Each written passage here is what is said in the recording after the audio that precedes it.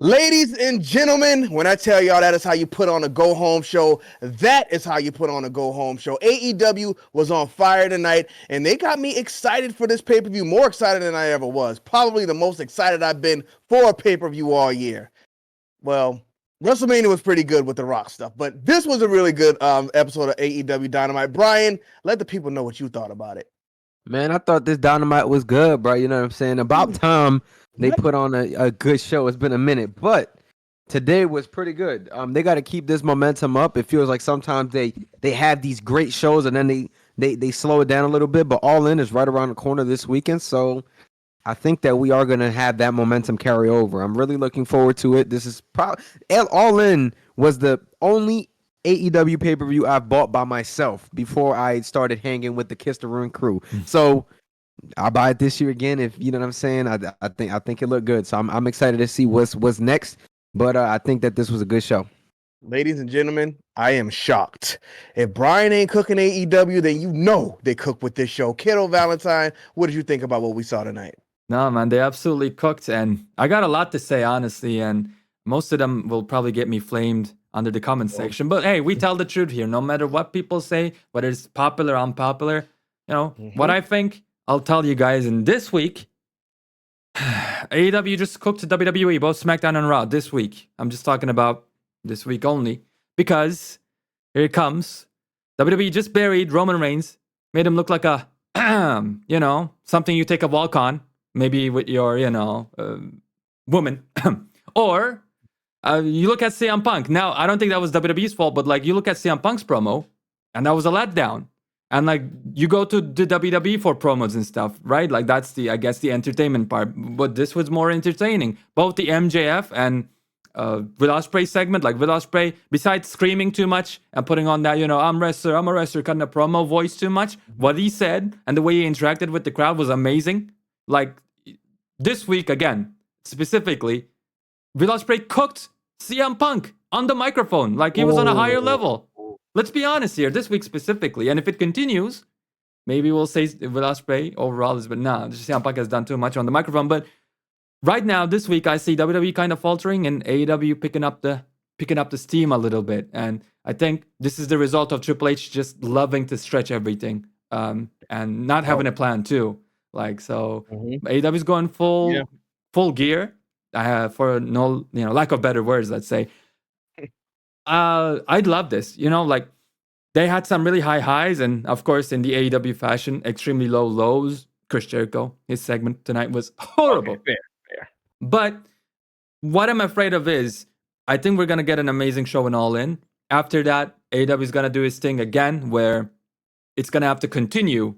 And that's where it's going to fumble again because that's been the name of the game with AEW. Let them have it. Let them have it. Why are you cooking them? Let them have a good week. You got to just bring them down like I'm prepared for them to fail. Well, I'm just being realistic, I want to run through the show, though, because you made a good point there. You said WWE is usually known for the promos, and that's what I grew up on. I couldn't wait till Raw came on every Monday night because of that beginning promo kind of set the mood of what was going to happen throughout the night. And in AEW, we got some really good promo segments. I know a lot of people are like, oh, where's the wrestling? No, we need promos to get us invested in these stories. And that's why I love this show tonight so much because that's what they gave us. We started off with Mercedes Moné and Britt Baker. And Britt Baker, I'm not the biggest fan of Britt Baker, but when she was out there, she kind of gave me the AEW feels from when they were cooking back in the day. And Mercedes is not the best when it comes to getting on the horn, but I think she was actually pretty good tonight. Kiddo, what'd you think about the promo Mercedes cut? I remember, I don't know what the city name was. Was it like, she said something at the beginning of her promo, like she shouted something out. And like, that was the worst thing ever because, you and I both get on her like intonation and way she speaks and pauses. I thought we were, like in line for another absolute stinker, but no, actually she was pretty decent in this one. I thought the way she spoke was good, and what she said was also meaningful. I liked it, and same for Britt Baker as well. She's always been great on the microphone. Anyways, I say Britt Baker, her biggest weakness is when that bell rings. Sometimes she has amazing matches. Okay, let's put that aside. Sometimes she has one of the worst matches I've ever seen. So I'm gonna have to call her out on that a little bit. But the mic work, like it was a good way to, I guess, open Dynamite, open the show. like, yeah, go home show. Like, we know exactly what's going to happen in the All In show now. Like, at least the big stuff, the stuff that AEW really wants us to care about. I think they have successfully done it, starting even from the first segment, let alone all the Osprey stuff and all that. So I enjoyed Yeah. this.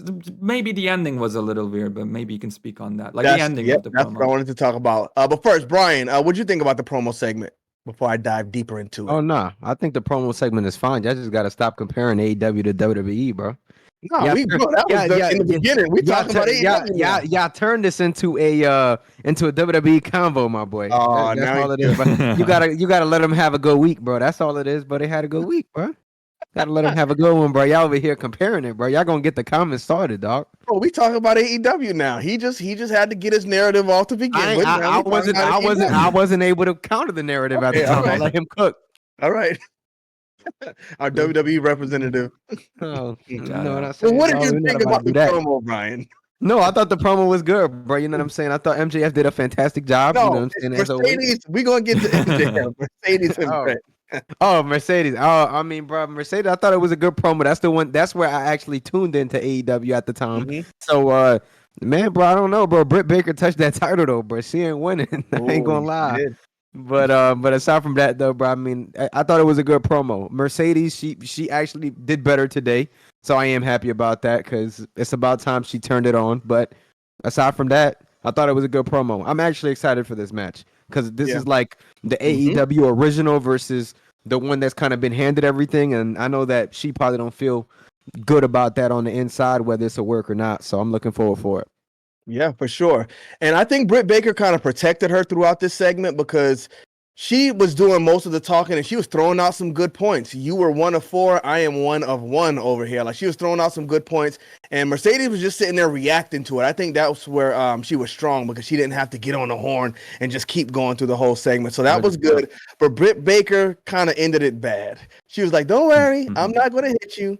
But she's getting on my nerves. The girl didn't even say anything and she just hit her. Yeah. So overall, though, I'm going to give it to him. It was a good segment to start off the show. But then we moved on to the next big thing on this show, and that was MJF and William Osprey. And I'll tell you what, I don't know what it is about Will Osprey. Usually, I'm not a guy who likes these guys with the accents, but he comes out there and he just feels like a hero. Like, he feels like a hero when he's cutting those promos. He's getting the people behind him. Still think he needs to do something with the haircut, but it's him, so I'm not going to cook him too bad on that. And MJF seemed like the perfect villain to be out there going head-to-head with him. I think this segment was magic. Now, was Will Osprey the smartest man for the way he did things here? I don't think so, because he paid like $120,000 in fines just to get beat up. So I don't know about that, kiddo. What did you think about this whole thing? I actually like this. I guess this is my highlight of the night for sure because of one thing that stuck out to me. Like MJF, his biggest criticism that a lot of people, say to him is he just reads off like Twitter comments and makes that into a promo. And most of the time, I feel the exact same way. And he screams and like people love him. He was like the biggest babyface while acting as a heel in the entire company. And I don't think that's a good way. Like, I can't call him a heel at that point. He's basically a babyface. He's supposed to be a heel. So what's going on here? You know what I mean? But this felt like exactly what I wanted from MJF. Like, he felt like an actual heel, and the people didn't actually cheer him for once. And I think this is amazing. So Osprey is great at being a babyface. Again, I knew it was good on the microphone. Like back in the day when people used to compare Ricochet and Will Ospreay, like we're talking 2017, I was saying like Will Ospreay is way better because he's like 10 times more interesting on the microphone. And now he's proven it to the entire world. But even I was like not expecting this level from Ospreay. Like he was just at such ease while talking there. And like the whole thing was interesting. And MJF for once, or not for once, but for a long while, I thought he always carried the promo segments. Like, what if he didn't face up against the CM Punk? Here, Will Ospreay, like, yeah, you could just let him speak. It didn't matter. So I loved it. Like, the whole thing was entertaining. And I give this, even with the ending, like the $100 fine thing, like, whatever. I'll give this segment a 10 out of 10. I'll be positive today. This was great. This is exactly what the match needed. And it was. Yeah, but one thing I want to say there is you mentioned MJF's performance here. I think another good part about this is that even though we're moving forward to this Will Osprey match with MJF, they kind of broke things in about MJF's character here as well. Like he said, these people used to love you, MJF. What happened? And he said, they loved me until you got here. Right. So it kind of showed that like jealous part of MJF, and then he broke away from that as well. So I love the little seeds they're planting, and it just gives us more character, more story behind these guys. So I agree, 10 out of 10. Brian, what'd you think? I ain't gonna lie, bro. 10 out of 10, bro. I said, bro, they cooking magic when they put these two in a ring with each other, bro. I've been saying this. I was just a little bit upset of earlier in the summer where they put them one-on-one against each other. That was my only problem. Aside from that, bro, these two make magic. You got your top heel, your top face. That is essentially what you want in the ring, especially for an event like this. So 100%, bro. Y'all cook with this one. Right, and usually I wouldn't like it that they do these double matches, or even if Will Ospreay is going to win this, if it's like 50-50 booking. But I see the story here. You had to get this belt on MJF to do the whole American champion thing. Now, if Will Ospreay is going to be the hero in Wembley, take the belt back, then you know what?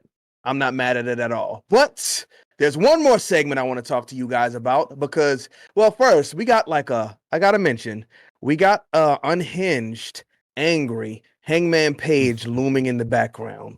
So let's just keep that in the back of your minds as we talk about this last segment, because we saw Swerve Strickland coming out looking like a superstar. Now, this is all I told y'all Roman Reigns needed to do.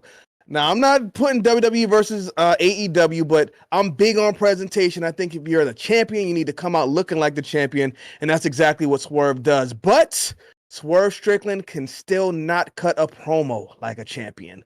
I felt like when he was in there cutting this promo, he was trying to be methodical. I love his look and everything, and I love what he's trying to do, but I just feel like he's not skilled enough to pull it off yet. So I wasn't too sold on his promo tonight, but when Brian Danielson came out with the fire, I think it saved it, and it kind of got you pulled back in to be invested in this match. So before we talk about outcomes, Brian, what'd you think about this promo segment? I thought the promo segment was good. I don't know, bro. Something was missing, but I thought it was cool. Now, do I think Brian Danielson wins after this?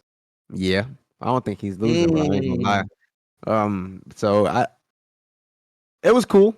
You know what I'm saying? I would like Swerve to be a little bit better on a mic, but aside from that, bro, I mean, I'm not going. It didn't kill the show for me. You know what I'm saying? No, I thought it was still fine. So I'm not gonna sit here and say that. So personally, I think it was cool.